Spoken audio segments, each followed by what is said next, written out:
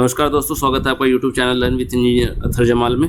दोस्तों आज के इस सेशन में हम डिस्कस करने वाले हैं प्रोपोर्शन। तो पहले समझ लेते हैं कि प्रोपोर्शन होता क्या है। प्रोपोर्शन का अगर मतलब देखा जाए तो इसका मतलब होता है इक्वल रेशो। अगर दो रेशो क्या है, एक दूसरे के इक्वल हैं तो उन्हें क्या बोलते हैं, हम प्रोपोर्शन बोलते हैं। तो any equality of the two ratio is called as a proportion. अब समझिए यहाँ पर मेरे पास चार टर्म है ए बी सी डी। इसमें से पहले दो टर्म का जो रेशो है A/B है। अगर यही रेशो इक्वल हो दूसरे दो टर्म के रेशो के तो इसको क्या बोलते हैं हम लोग, प्रोपोर्शन बोलते हैं। तो इसको लिखने के तरीके दोस्तों कैसे होते हैं समझ लेते हैं। एक इस तरीके से लिखा जाता है A/B और यहाँ पर क्या करना है, दो बार इस टू का साइन लगाना है और यहाँ पर यह इसको हम प्रोपोर्शन का साइन बोलते हैं C/D। या इसको A/B इस तरह से भी लिख सकते हैं। रेशो का मतलब हमने समझा है लीस्ट फ्रैक्शन होता है, तो इस तरह से C/D भी लिख सकते हैं। या अगर मैं क्या करूं, यहाँ पर A और D को क्रॉस मल्टीप्लाई करूं और B और C को क्रॉस मल्टीप्लाई करूं तो AD = BC इस तरह से भी मिल सकता है। तो the quantity ABCD are called as a term of the proportions. इसमें A पहला टर्म, B दूसरा टर्म, C तीसरा और D चौथा। ओके तो यहाँ पर जो फर्स्ट और फोर्थ टर्म होते हैं इसको बोलते हैं एक्सट्रीम टर्म्स। एक्सट्रीम कैसे, अगर मैं ABCD ऐसे लिख दूं तो ये कौन से एक्सट्रीम पोजीशंस पे प्रेजेंट है, A और D, इसलिए इनको बोलते हैं एक्सट्रीम टर्म्स। और ये जो B और C है ये मिडल में प्रेजेंट है, इसलिए इनको मिडल टर्म्स। जो सेकेंड और थर्ड टर्म होता है इसको हम लोग क्या बोलते हैं, मिडल टर्म्स बोलते हैं।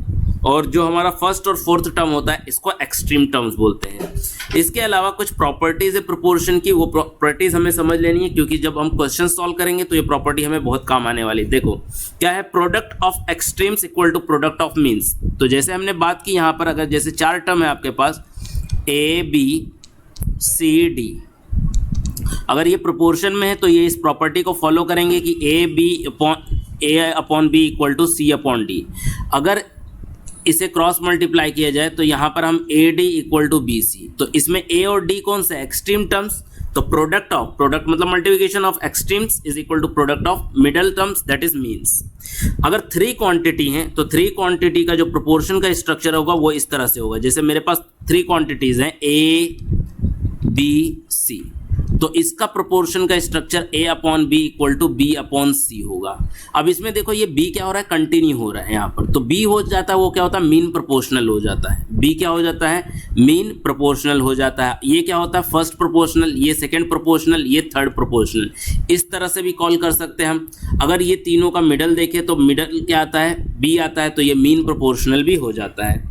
ऐसे ही अगर क्या है कि अगर तीन से ज़्यादा टर्म है, जैसे ABCD हैं, अगर ये कंटिन्यूस रेशो में है तो ये कैसे हो जाएंगे, A/B = B/C = C/D। तो जो एक टर्म रहेगा वो कंटिन्यूएशन में हर रेशो के साथ कैरी होता रहेगा। और मीन प्रोपोर्शनल में आप देख सकते हो कि अगर आपके पास तीन टर्म है तो अगर इसको भी क्रॉस मल्टीप्लाई करोगे तो आपको मिलता है AC = B²। तो बस हमें कुछ क्या करनी है, प्रॉपर प्रोपोर्शन की बेसिक डेफिनेशंस को समझ के रखनी है और उसी डेफिनेशन के अकॉर्डिंगली हम सारी प्रॉपर्टीज को क्या कर सकते हैं, डिराइव कर सकते हैं। देन कुछ और प्रॉपर्टीज है यहाँ पर, जैसे A/B = C/D, मतलब A/B है = C/D है। अगर मैं क्या करूं, किसी भी एक साइड के टर्म को उल्टा करूं, ओके, इन्वर्स करूं, तो दूसरे साइड का भी टर्म क्या हो जाता है, इन्वर्स हो जाता है। इसको बोलते हैं इन्वर्टेंडो। इसको क्या कहा जाता है, इन्वर्टेंडो कहा जाता है। देन A/B = C/D, तो A/C = B/D। देन इस तरह से A/B = C/D है तो A+B = C+D/D। जैसे आप देखिए, इसे समझिए कि A/B है और ये किसके, C/D है। तो यहाँ पर ये डिनोमिनेटर में न्यूमरेटर में प्लस करता हूँ और डिनोमिनेटर को एज इट इज रखता हूँ। तो यहाँ पर भी इस साइड भी यही ऑपरेशन परफॉर्म होगा। इस ऑपरेशन को बोलते हैं एडेंडो। ऐसे सब्ट्रैक्शन का भी होता है, इसको बोलते हैं सब्ट्रहेंडो। ऐसे क्या होता है, एडिशन भी हो सकता है और क्या होता है, सब्ट्रैक्शन भी हो सकता है। इसको बोलते हैं कंपोनेंडो एंड डिविडेंडो। तो इस तरह से यहाँ पर देखो A/B, C/D, E/F, ये इस तरह से चल रहा है। तो इसमें क्या होता है, सबके पहले टर्म को ऐड करके और सबके दूसरे टर्म को ऐड करके उसका भी रेशो निकाला जा सकता है। यह उनके रेशो क्या होंगे, इक्वल होंगे। अब यहाँ पर देखो ये पहला क्वेश्चन है। पहला क्वेश्चन तो हम जनरल सेंस में डिस्कस कर रहे हैं कि यहाँ पर चार टर्म है हमारे पास A B C D, मतलब 2.4 3.2 1.5 और 2। ये प्रोपोर्शन में कैसे जैसे 2.4 3.2 और यहाँ पर मैं 1.5 और 2 इनका रेशो लेता हूँ, तो ये रेशो दोनों इक्वल होंगे। कैसे देखो यहाँ पर ये 24 32 कर दूँ इसको, और इसको कितना कर देता हूँ 15/20 कर देता हूँ। पॉइंट हटा दिया तो मैंने वो 0 बढ़ाना पड़ेगा इसलिए। अब ये 4 8 जा 4 6 जा देन 2 4 जा 2 3 जा दैट इज 3/4। तो ये भी देखो 5 3 जा 5 4 जा, दोनों साइड इक्वल आ गए। तो ये प्रोपोर्शन में क्यों, क्योंकि दोनों रेशो इक्वल है। तो यहाँ पर हम क्वेश्चन स्टार्ट करते हैं एक्चुअल में। Find the fourth proportional of 4 6 8। Fourth proportional मतलब चार टर्म है, 4 है 6 है 8 है और x है जो हमको पता नहीं। तो अब क्या होगा, पहले दो का रेशो इक्वल होगा नेक्स्ट दो के रेशो के। तो हम इसे सॉल्व कर लेते हैं। इसे सॉल्व करेंगे तो कितना हो जाएगा, ये 2 2 जा 4 2 3 जा 6। ओके, तो अभी क्या कर देते हैं, x चाहिए तो x को एक साइड रख देते हैं। तो क्या हो जाएगा, x equal to 8 × 3 whole divide by 2। अगर कैलकुलेशन करेंगे तो हमें कितना मिलेगा 12। तो हमारा आंसर क्या हो जाएगा A। Then next is find the third proportional. Third proportional पता करना, मतलब समझो 3 टर्म है।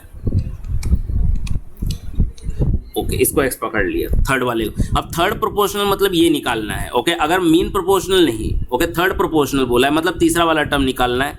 तो थर्ड प्रोपोर्शनल बोला है तो सबसे पहले आप इसको कंटिन्यूअस रेशो में लिख दो।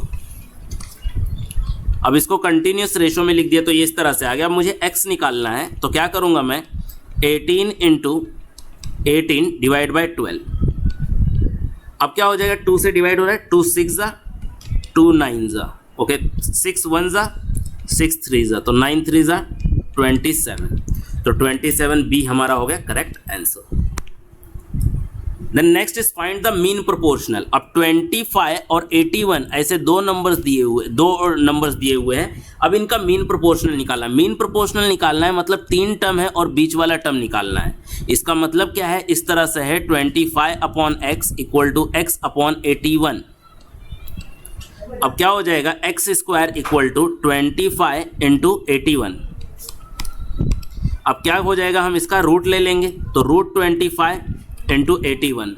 अच्छा, 5 का रूट देखिए, 25 का रूट देखेंगे तो 5 हो जाएगा। अगर 81 का रूट देखेंगे तो 9 हो, तो 9 4 जा 45। तो C is the correct answer here.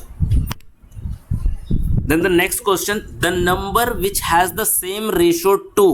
मतलब मुझे वो नंबर पता करना है जिसका क्या हो, सेम रेशो हो 2 मतलब बाद वाला नंबर, डिनोमिनेटर वाला, मतलब 2 में 26 और 6 हैज़ टू 13 मतलब 6 का 13 के साथ जो रेशो है वैसा कौन से नंबर का 26 के साथ रेशो होगा। तो इसको x पकड़ लेते हैं हम।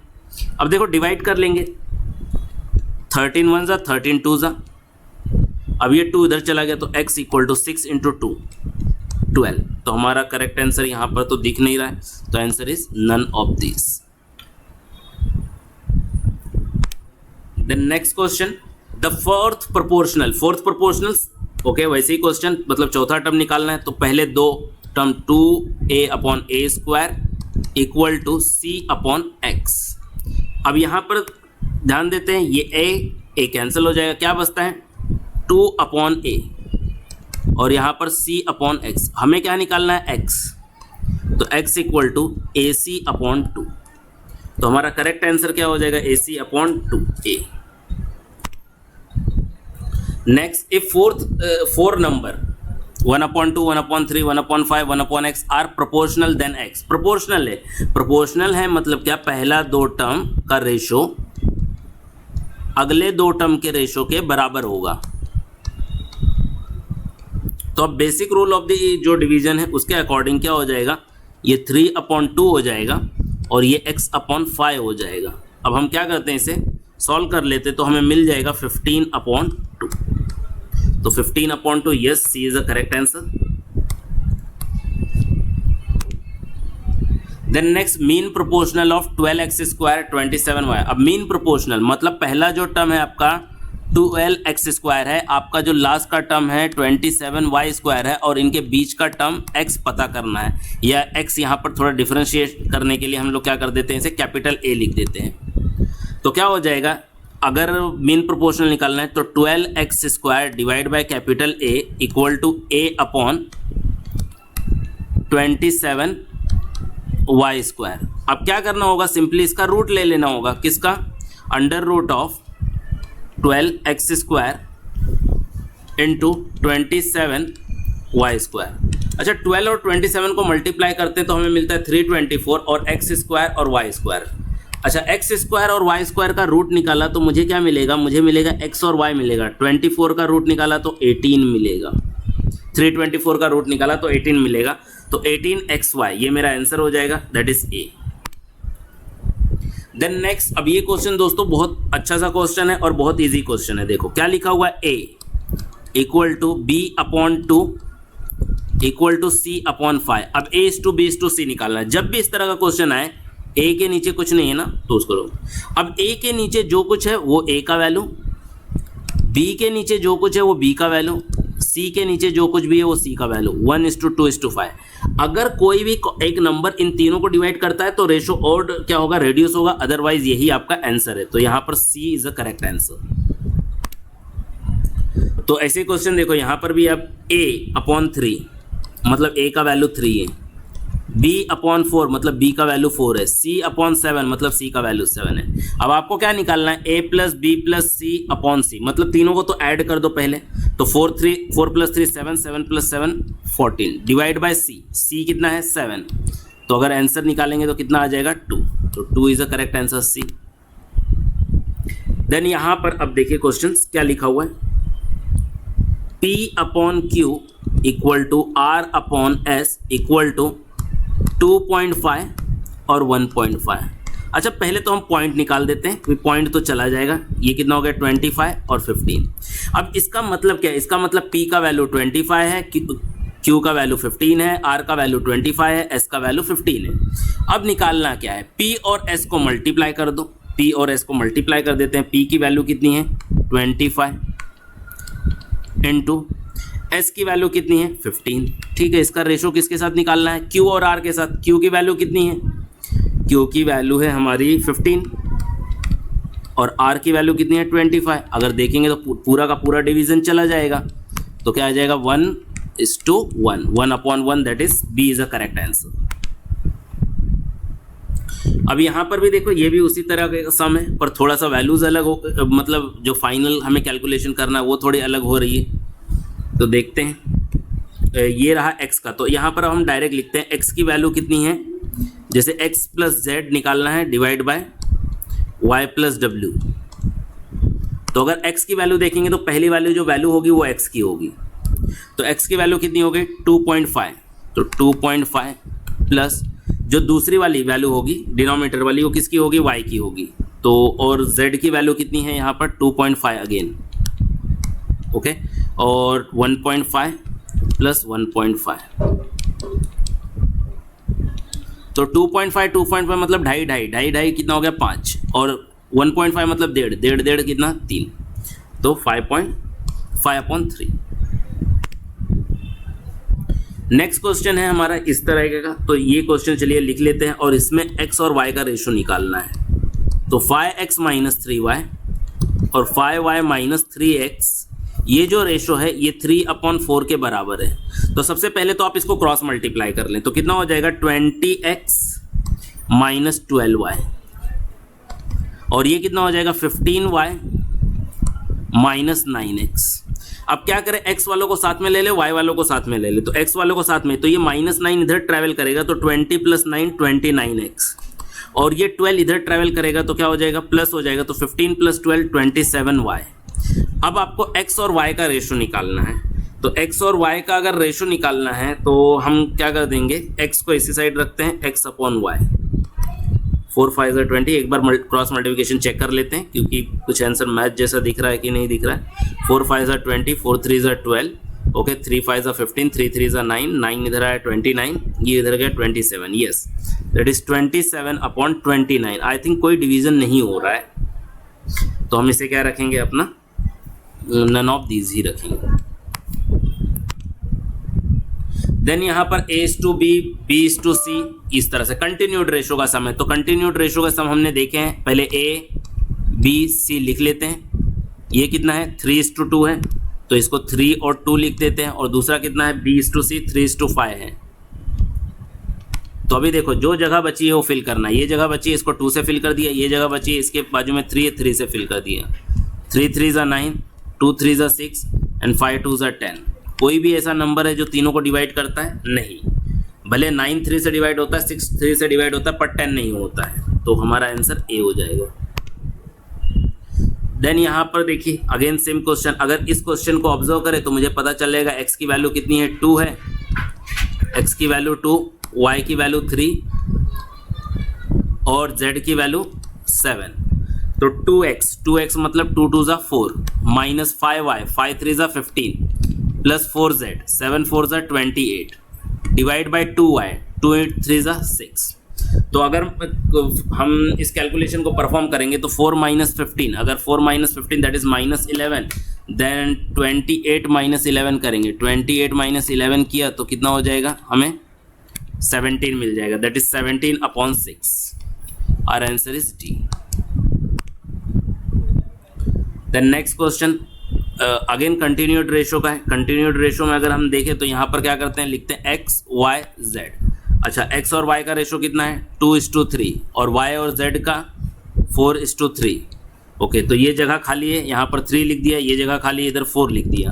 4 2 8, 4 3 12, 3 3 9। कोई भी ऐसा नंबर है जो तीनों को डिवाइड करता है? जस्ट 1 मिनट, हम इसे देख लेते हैं कितना है। 2:3 है, यस बिल्कुल ये 2 3 नन ऑफ दीज आंसर बन रहा है, क्योंकि कोई भी ऐसा नंबर नहीं जो तीनों को डिवाइड कर जाए। देन नेक्स्ट क्वेश्चन कहा जा रहा है division of 750 into 3 parts in the ratio 4:5:6। 750 को 3 पार्ट में डिवाइड करना है। ओके, अब 750 को 4:5:6 ऐसे 3 पार्ट्स में डिवाइड करना है। तो पहले आप क्या कीजिए, इधर 750 लिख दो जिसको डिवाइड करना है। ओके, कितने में से डिवाइड करना है, 3 पार्ट में। तो तीनों के आप रेशो को ऐड कर दो तो कितना हो जाएगा 6 + 4 10 10 15, तो डिवाइड बाय 115। अब पहले का पार्ट निकालना है। पहले का पार्ट कितना 4, तो 15 5 दैट इज 50, तो कितना आ जाए पहले का पार्ट 200।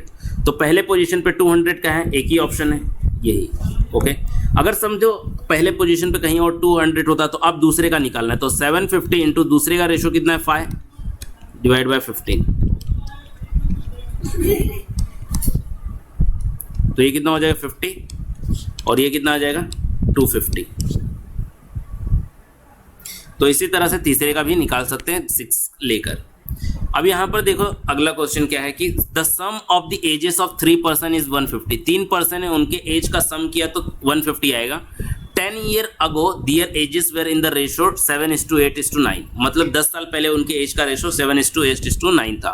प्रेजेंट एज निकालना है। तो प्रेजेंट एज में अगर तीनों की एज को ऐड करते हैं तो 150 आता है। तो सबसे पहला टारगेट हम ये फिक्स करेंगे कि देख लेंगे कौन सा ऑप्शन हमें 150 देता है। तो आई थिंक सभी ऑप्शन हमें 150 देते हैं। तो मतलब हमें डिसाइड करना तो मुश्किल हो गया, नहीं तो क्या होता अगर कोई 150 नहीं देता तो हम उसको कट कर देते हैं।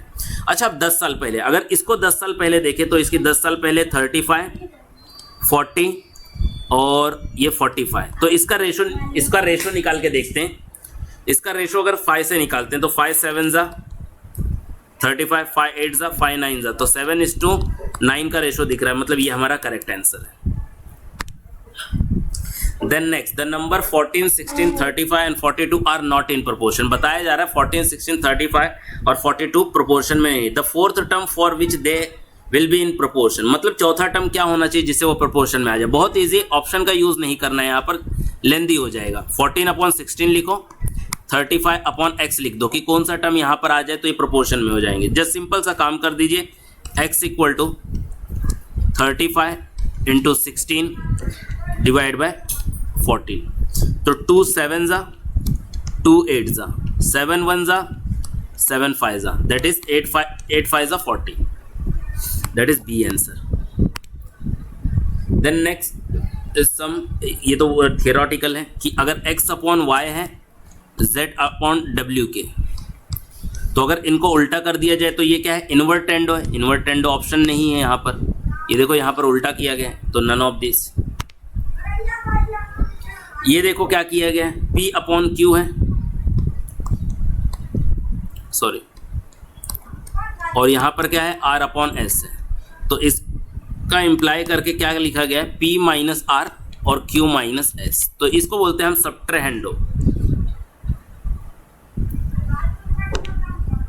देन नेक्स्ट, ये कंपोनेंडो एंड डिविडेंडो है, एक बार ऐड किया है, एक बार सबट्रैक्ट किया है।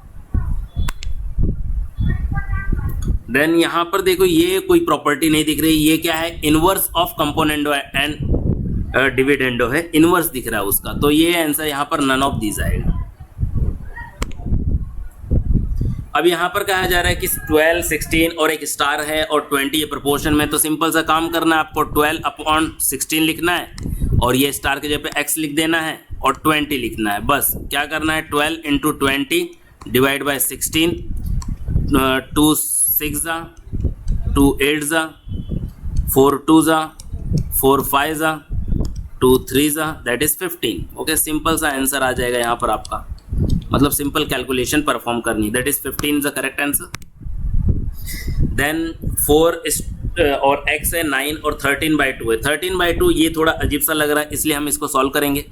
तो 4 अपॉन x लिख दीजिए, ये 9, तो 13 1/2। अब 13 1/2 ये मिक्स फ्रैक्शन है, इसे सॉल्व कैसे करेंगे यहाँ पर ध्यान दीजिए। 13 2 ज़ा 26 plus 1 divide by 2, that is 27 upon 2, that is 27 upon 2। तो ये कितना हो गया, 4 अपॉन x, और ये कितना हो गया, 9 इंटू 2 डिवाइड बाई 27। अब इसे सॉल्व कैसे करेंगे, तो 9 1 ज़ा 3 ज़ा, तो क्या हो जाएगा, 4 into 3 divide by 2 equal to x, तो 2 2 ज़ा 4, दैट इज 2 3 ज़ा 6, तो हमारा आंसर 6 हो जाएगा। Then next, the mean proportional of 1.4 and 5 6। Okay, कुछ नहीं, मीन प्रोपोर्शनल करना है ना, मतलब क्या कर लो, अंडर रूट में 1.4 इंटू 5.6 ले लो। अगर 1.4 और 5.6 का मल्टीप्लाई कर लो, जो आ जाए उसका रेशो, उसका रूट ले लो। तो चलो मल्टीप्लाई कर लेते हैं हम यहाँ पर, 14 और 56। ओके, तो 6 4 ज़ा 24, इधर 2 लिख दिया, 6 1 ज़ा 6 प्लस 5 4 ज़ा 20, 26 एंड 28, 28 का 8 लिख दिया, यहाँ पर 2, 5 1 ज़ा 5, 5 2 7, 5 1 ज़ा 5, 5 2 7, आई थिंक 784 आई थिंक इसका 28 का बनता है, तो 2.8 पीछे से 2 के बाद आ जाएगा, तो 28 आई थिंक, यस 28 आंसर हो सकता है। जस्ट 1 मिनट, हम कैलकुलेशन कर ही लेते हैं। अगर 28 इंटू 28 करता हूँ मैं तो कितना आता है, 28 into 28 that is 784, yes, then 2.8 correct answer. Then 26 number का question, 2 numbers are in the ratio 3:4, 2 number है, रेशो कितना है, 3:4 का है। If 6 added to each term the ratio, एकदम सिंपल सा क्वेश्चन, हम अपने तरीके से बनाएंगे इसे। 3:4 लिख दिया, ये रेशो कितना बन गया, 4:5 बन गया। कितना ऐड किया मैंने, 6 ऐड कर रहा हूं मैं, तो 6। ओके, अब यहाँ पर डिफरेंस निकालना स्टार्ट करते हैं। इसका डिफरेंस कितना हो गया, 1, इसका डिफरेंस कितना हो गया, 1। ओके, तो एक बराबर है किसके, 6 के। तो नंबर सार कुछ नहीं, मल्टीप्लाई कर देना है, 6 3 ज़ा 18, 6 4 ज़ा 24, तो 18 and 24 are the answer. Okay, then next is, अब यहाँ पर ये बहुत इजी सा क्वेश्चन है, a की वैल्यू है 4, b की वैल्यू है 5 और c की वैल्यू है 9। किस नहीं ऐड कर देना है तीनों को, तो 5 और plus 4 9, 9 plus 9 18, then 18 divide by 9, यहाँ पर क्या आ जाएगा, 18 divide by 9 which is answer is 2, तो b is the correct answer. Then अब यहाँ पर देखो कंपोनेंडो एंड डिविडेंडो वाले सीन चल रही है, तो ये तो बराबर नहीं होगा, देन ये बराबर होगा। ओके, ये भी बराबर नहीं होगा, नन ऑफ दिस नहीं, B is the correct answer. Then यहाँ पर देखिए a upon B equal to 4/1, मतलब a का वैल्यू 4, b का वैल्यू 1, तो क्या होता है, under root a upon B मतलब 4/1 प्लस अंडर रूट 1/4। अच्छा 4/1 का रूट लिया तो 2 और इसका कितना 1/2, तो 2 प्लस हाफ कितना होता है 2.5 होता है, 2.5 मतलब कितना 5/2। The next question is x अपॉन b plus C minus A equal to है। अब यहां पर देखो इसका मतलब क्या होता है, इसका मतलब होता है x की वैल्यू है b प्लस सी माइनस ए, ओके, और y का वैल्यू क्या है, y का मतलब है c प्लस ए माइनस बी, और z का मतलब है a plus B minus C.